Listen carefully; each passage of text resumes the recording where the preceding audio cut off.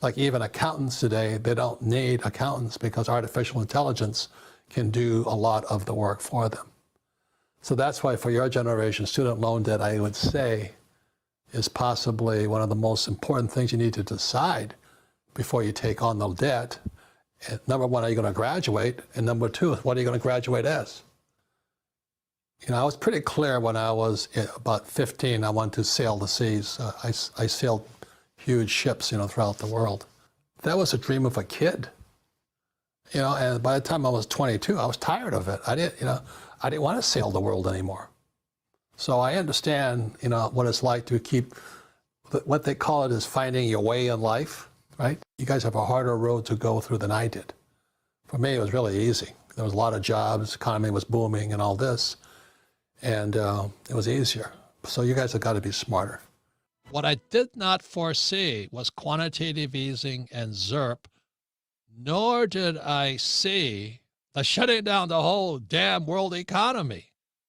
So the crash is bigger than I thought. So in March of 2020 was the biggest crash in world history of the stock market, but nobody knows anything about it because everybody's quarantined at home thinking about coronavirus and social distancing and wearing face masks. So people are missing out on one of the biggest catastrophic cash heists in the history of the world. They don't even know what's happening. Now, the good news is, it's the good news and the bad news about money. I'm going to make a fortune. This is the best time if you're ready for it.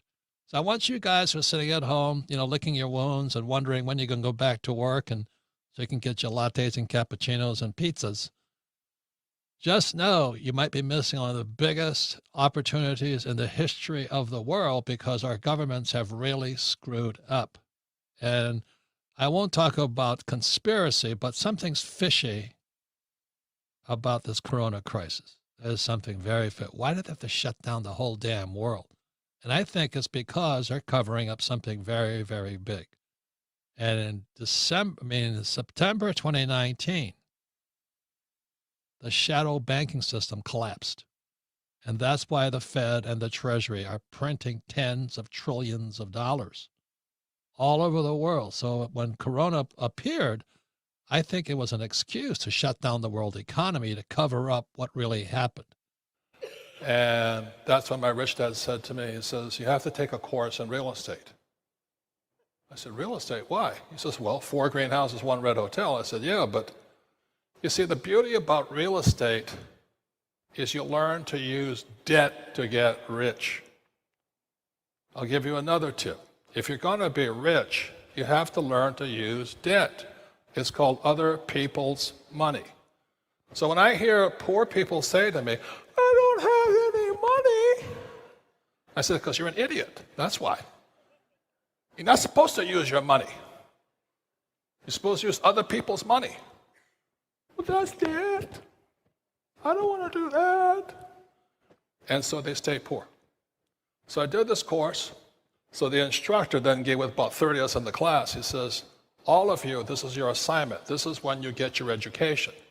You will look at 100 properties in 90 days and write it up. So I would go to the real estate offices and I say, what kind of properties you got? I look through it. Then I went out, I might, in a week, I might look at maybe 6, 7, sometimes 10.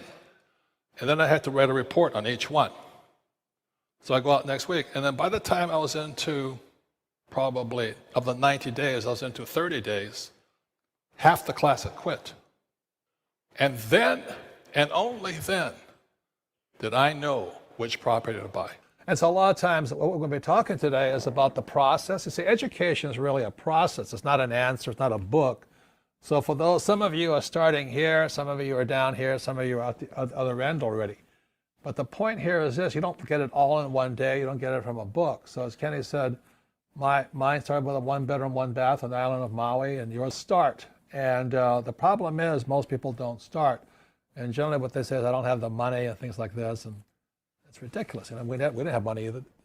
And what's happening today, and by the way, if you hear some earth-shaking news in the background and all that, is because in that side of our building and that side of the building. They're tearing all those buildings down and putting up more. Real estate is booming. There's more money than ever before. I was at a dinner last night, and everybody was talking about how much money. People are actually giving money back because they can't find deals. That's why I said savers are losers, because every time the government prints money, the value of money goes down. But really, debtors are winners. And so what we'll be talking today is about how we start here and go over here, because where Kenny's at right now, at this end of the process, is that you don't need much of your own money anymore, do you? So Kenny and I have been friends for about 12, 15 years now. We've made millions of dollars together. We've never lost any money, ups and downs. Even when it was going down, we're making money. And that is the power of Rich Dad's education, Rich Dad's coaching, our books, our games, and all that, is to get your mind into the game, because that's all it really is, right? That most people flip properties. We don't flip. Right. We're going to go into, let's start out how I started. It was, the reason I got into real estate was that my rich dad, this is back in the 70s, he knew that President Nixon had taken the dollar off of the gold standard and the prices were starting to rise. And so Rich Dad said one thing, he says, don't save money, learn how to use debt. And so it's counterintuitive to what most people think, because most financial advisors say save money and get out of debt. And we're saying don't save money, get into debt. So it's a different process, so that's really it. So for me, I was in the Marine Corps. I was still flying out of Hawaii. And Rich Dad says, you got to get some education. I said, well, how do you get that? I asked if he would teach me. He says, no, waste my time. So I signed up for a little real estate course. I've told this story before. I get tired of listening to myself. It was $385. It was 3 days. That was the start. So I signed up, signed my name, sat down on the course. 3 days later, at the end of the course, he was a great instructor because he was a real estate investor. He didn't need the money. And that's when you know the guy is real, because you could tell he didn't need the money. He liked teaching. He liked inspiring people. So it's just like my rich dad. He says, you don't need the money. So then the next thing he said at the end of the program, he says, when you leave this program, it's 3 days, Friday, Saturday, Sunday, he says, your education begins now. What you do at the end, as Kenny says, you get through the process of the 3 days and you start again. That's the process. So he says, at the end, when you end Monday morning, your job is to look at 100 properties. 100 properties in 90 days. Take everything I've taught you and look at 100 properties. That was the start. So naturally, 30 guys and 30 guys, 35 guys in the class, they all say, okay, yeah, we'll all do it. We all break into little teams. And as you know, by Tuesday, they all quit because they're too busy. They got from the school, they didn't start here again. But there's 3 or 4 other guys and we stayed through it, and we went to real estate agents, went through the little files. It was really antiquated ways of MLS, multiple listing services. We were looking for little dinky deals, small deals, because that's all we could afford. We didn't have any money. So we kept looking, I'll go knocking on doors at real estate agents and, realtors. And he went down, he's far down the pipe than I am. There's no way I could do what he did. I stopped, Kim and I stopped at about 100, and Kenny picked up from there, because it's not our business. Our business is kind of the rich dad company of other businesses. So at that point, we became the rich guys who Kenny says, I need another million comes in, done, and all this. But I would not have been able to do that if I hadn't started with a little 1-bedroom, 1-bath. So I understood. So when Kenny and Kim and I talked, there's kind of an understanding.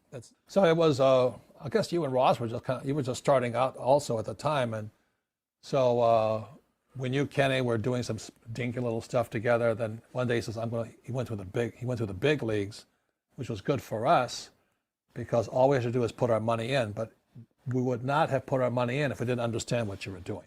Right. And this is the difference, sports fans. If you're in stocks, you're in equity, right?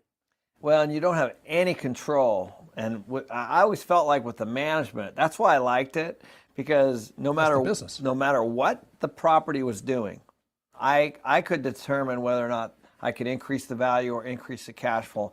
And if it didn't happen, then I just passed. But the point here is this, you see, stock people are into the equities, their cash. The reason I invest with Kenny is because we're into, you see, the beauty of real estate over stocks, there's margins and things like that with stocks, but with real estate, banks are really anxious to lend you money if you're good. If you're not good, they don't lend you money. So again, it goes back to when somebody says, I don't have money. It's because you don't have you don't have education. Stuff like this and this and this. You go, well, I don't have money, so I don't start. Well, you're not supposed to use your own money anyway. And that was my rich dad's lesson to me back in the 70s. He says, look, the dollar is no longer backed by gold. The dollar is now backed by debt, U.S. Treasuries. And he says, if you're going to be rich, you better understand how to use debt. Meanwhile, the other people, all the financial people, save, and put your money in the mutual funds. Would you do that? So when you put your savings over here to the bank, it's their liability because they got to pay interest on it. Right. What they want to do is move this over here. Right. Very smart guy. The thing about crashes, I don't know what the big deal is. I mean, every 10 years markets crash. And for most people, they live in fear of that. But for Kenny and myself and professional investors, crashes are the markets having a sale. So that's like Walmart having a sale on T-bone steak or something, And if they were cutting the price of a T-bone steak from $10 a pound to $1 a pound, you'd be buying T-bone steak. Well, that's why I think about crashes. But what Kenny has a different point of view on that with crashes versus jobs, right, Kenny? When you look at any kind of investment. He also said, what I sent Kenny this, I should have brought it with me.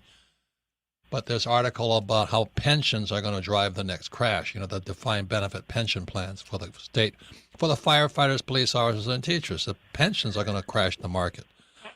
But anyway, I sent that to Kenny, and I said thank you to him because about 3 years ago, you bought this huge property in Tucson, and then the private equity guys come in and they offer you ridiculous amounts of money for property because there's so much credit coming into the property market today. So at that point, you began to sell, didn't you? We almost never much money. You had to sell. And the point here is it's a bubble when we had to start selling the junk because we couldn't, we're at the top. We couldn't make it cash flow anymore. So Kenny called up. He says, look, we have to sell. And that goes counter to all these flip your house guys because they all want to flip property. And when Kenny and Kim and I met, 20-something years ago, Kim and Kenny and I, we love cash flow. We don't flip.